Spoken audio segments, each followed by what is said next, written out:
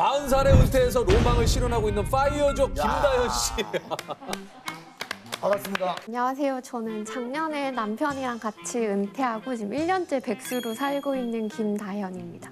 야, 이게 그 파이어족이라는 게 이제 정확하게 파이낸셜 인디펜던스, 리타이어 얼리. 네.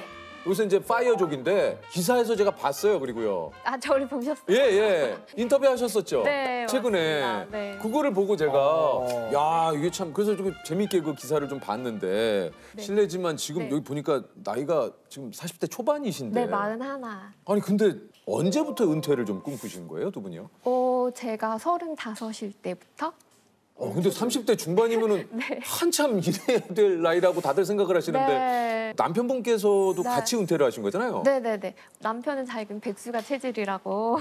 아, 그래요? 남편이 어느 순간 이제 내가 40 되기 전에는 어떻게 세계 여행이라도 한번 가야 되지 않겠어? 라는 얘기에 처음에는 이제 뭐 그냥 여행 가고 싶다라는 마음이 훨씬 더 컸었고요. 그때 막 당장 일을 아예 안 할 생각까지는 아니었어요. 아니었고. 예.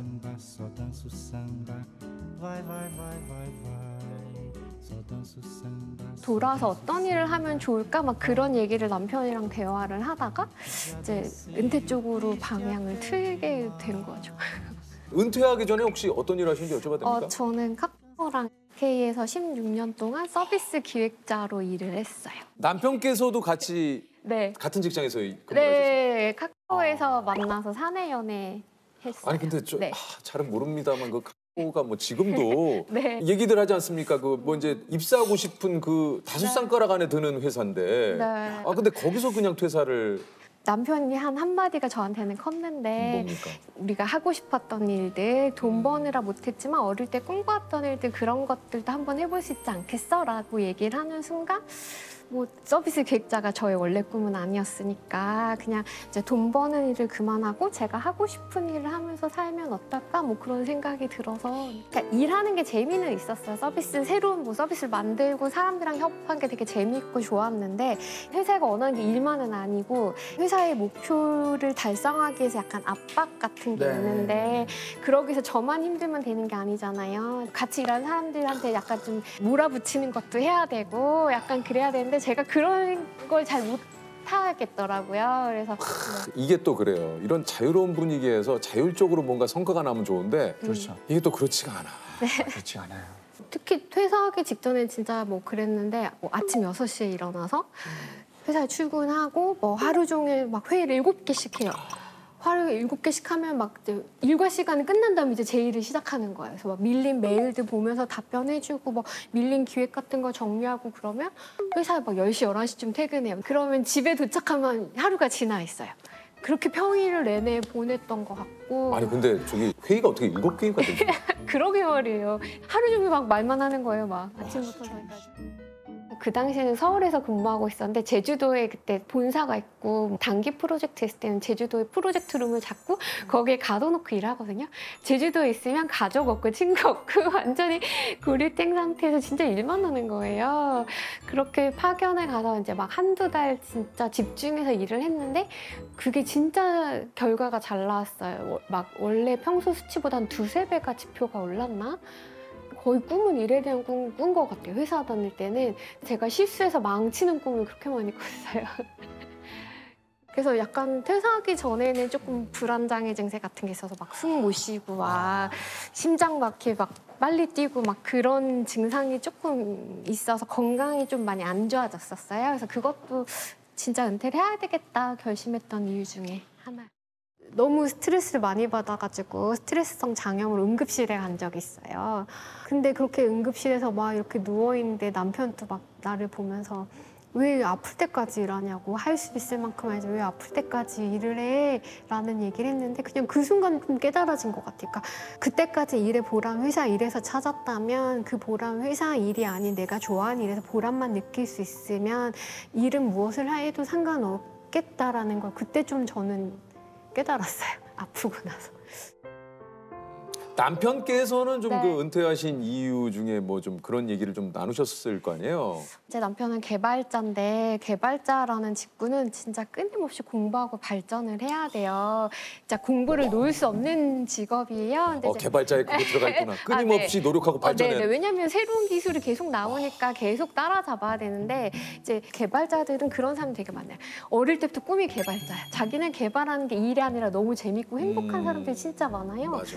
그 사람들은 집에서도 막 개발하면서 행복해하고 이런 사람들이 그리고 젊은 친구들 정말 머리가 비상하게 돌아가는 젊은 사람들이 있으니까 남편 이제 나이가 들면서 이제 좀 그걸 따라가기 좀 힘들어했어요. 네. 목표했던 은퇴 자금은 한 어느 정도로 생각을 하시는 건가요? 저희가 가계부를 계속 썼는데 한 달 생활비 한 250만 원에 그다음에 연간 나가는 세금 같은 돈 한 300 해가지고 3,300 정도를 연간 예산을 했고 세금 포함 3,300. 네네네. 그러고 저희 남편이 만 55세부터 이제 연금을 받기 시작하니까 그리고 제가 받을 때까지 6년의 시간이랑 계산해서 보니까 저희한테 필요한 생활비는 4억이더라고요. 그리고 이제 여행을 꿈꾸면서 은퇴를 했으니까 여행 다닐 비용은 대략 1억 정도로 계산해서 5억을 목표로 그 준비를 했습니다. 그러니까 우리가 연금이 들어오기 전까지 55가지 네. 필요한 금액은 네. 5억이다. 네. 이 연금은 따로 이렇게 준비를 하셨다고 얘기를 하셨는데 네. 5년, 10년, 15년 선택해서 이제 나눠서 받을 수 있는데 저희는 국민연금 받을 때까지 이제 10년간 나눠서 받을 계획이에요. 개인연금이랑 퇴직연금을 그렇게 10년간 나눠 받으면 둘이 합쳐서 이제 그럭저럭 생활 비용이 되고 국민연금 받을 때도 둘이 합치면 어느 정도 되긴 하는데 이제 그 시기가 되면 몸도 좀 아플 거고 조금 더 돈이 필요하지 않을까 해서 지금 저희가 이제 그 은퇴할 때 자금 준비한 것 중에 이제 매매해서 지금 살고 있는 이 집을 팔고 그 차익으로 살려고 준비를 했거든요. 그래서 약간 저렴한 곳에 집을 사서 그걸 주택연금으로 돌리려고 생각하고 있어요. 저는 진짜 어린 시절은 정말 그냥 시키는 걸 잘하는 사람이지 내가 뭘 좋아하는지에 대한 생각 없이 그냥 공부해야 하면 공부하고 뭐 대학 가면 대학 가고 이제 그렇게 살았던 것 같아요. 근데 그러다가 이제 은퇴를 결심하고 그때부터 저는 남편이랑 같이 하고 싶은 일 좋아하는 일에 되게 많이 고민을 했던 것 같아요. 그때 떠오르는 게 제가 어릴 때 막연히 가졌던 작가라는 꿈이었고 그래서 글을 쓰기 시작했고 아 회사를 나와도 내가 꿈꾸는 일을 해도 끝이 아니구나. 나에게 계속 기회는 찾아올 수 있는 거구나. 그런 생각을 많이 하게 됐던 것 같아요. 아 그럼 요즘에는 하루 일과가 어떻게 해? 요즘은 규칙적으로 생활하려고 노력해요. 그래서 아침 7시에 일어나가지고 일단 이제 커피를 내리고 1시간 동안 느긋하게 스마트폰으로 뉴스도 보면서 이제 1시간 좀 느긋하게 보내고 그다음에 이제 몸이 좀 깼다 그러면 동네 근처에 공원이 있어가지고 거기를 한 바퀴 뛰어요. 한 5km 정도 이렇게 뛰고 들어와서 씻고 그러면은 이제 아점으로 그냥 네. 밥을 먹고 그다음부터 남편이랑 각자 자유 시간을 보내요.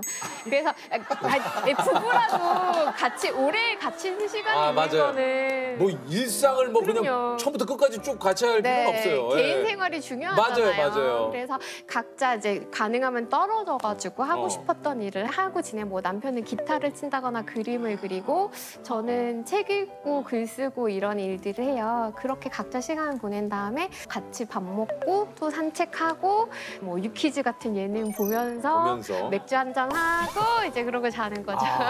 야 이거야말로 우리가 꿈꾸는 가장 이상적인. 야 이거 혹시 좀 은퇴를 꿈꾸시거나 예를 들면 나도 은퇴를 해볼까 하시는 분들에게 좀 혹시 그런 일단 얘기를 해주신다면. 나를 행복하게 하는 일이 뭔지를 좀 생각을 해봐야 되는 것 같아요. 이제 만약에 나를 행복하게 하는 게 어떤 뭔가 이제 물건을 사는 일이라던가 아니면은 좋은 레스토랑에서 스테이크 먹을 때가 난 행복하다 그러면 그거는 정말 큰 돈이 있지 않고선 은퇴하면 힘들어지니까 나를 행복하게 하는 일들이 무엇이고 그걸 하는데 내가 얼마만큼의 돈이 드는지를 조금 생각해보고 그거에 맞춰서 계획을 세워야 되는 것 같아요. 각자의 또 상황이 다 다르기 때문에 처한 상황이. 네. 근데 이제 뭐 저는 그렇게 생각합니다. 뭐 어떤 선택을 하든 이건 다양한 삶의 방식이에요. 아 그럼요. 그러니까 저희 또 뭐 유퀴즈에서 그래서 다현 씨를 오늘 모셔서 이런 얘기를 듣고 있지만 네. 사실 저는 좀 이렇게 좀 다양해져야 된다고 생각하거든요. 생각의 틀이 자꾸 좁아지고 한 곳으로 가는 맞아요, 거는 맞아요. 정말 이거 바람직하지 않은 네. 것 같아요. 이 다양한 어떤 삶의 방식을 통해서 사회가 좀 저는 발전을 한다라고 생각을 하거든요. 네. 예, 내 생각이 어떻든 간에 나의 기준은 내가 지키면 되는 거고 맞습니다. 타인에게 어떤 나의 생각이나 나의 기준을 자꾸 강요하는 것만큼 하지 말아야 될 일은 없는 것 같습니다. 어. 네.